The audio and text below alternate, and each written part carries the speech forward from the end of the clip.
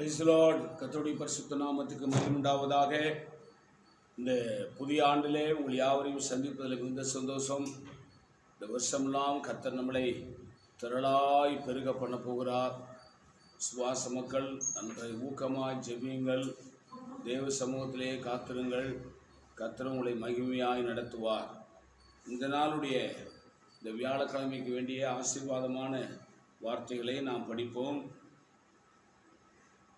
இது ஆதியாகமத்தின் புஸ்தகம் 17ஆம் அதிகாரம் 7ஆம் வசனம்.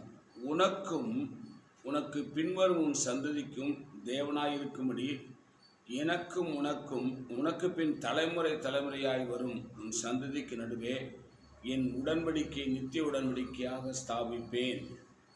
ஆண்டவர் நம்மளை திரளாய் பெருக பண்ணுவேன் என்று வாக்கு கொடுத்த ஆண்டவர் என்ன சொல்றாரு? ஒரு உடன்படிக்கை செய்கிறாராம். இந்த ஆண்டிலே நம்முடைய சபையை, நம்முடைய குடும்பத்தை, நம்முடைய தொழிலை, நம்முடைய வியாபாரத்தை, நம்முடைய வருமானத்தை, நம்முடைய கையின் பிரயாசத்தை திரளாய் பெருக பண்ணுவதற்காக ஆண்டவர் ஒரு உடன்படிக்கை செய்கிறார்.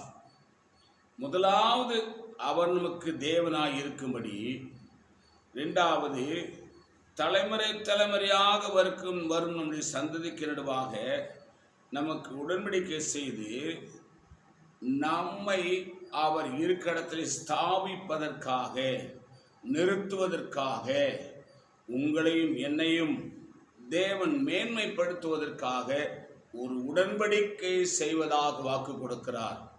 தேவ சமூகத்தில் அருமையான கர்த்தருடைய பிள்ளைகளே, ஆண்டவரே மோடு நான் உடன்படிக்கை செய்கிறேன். இந்த வருஷமெல்லாம் நீர் எனக்கு கொடுத்த வாக்கின்படி எங்களை திரளாய் பெருக பண்ணுவீராக, திரளாய் ஆசீர்வதிப்பீராக என்று ஜெப சிந்தையோடு இருங்கள்.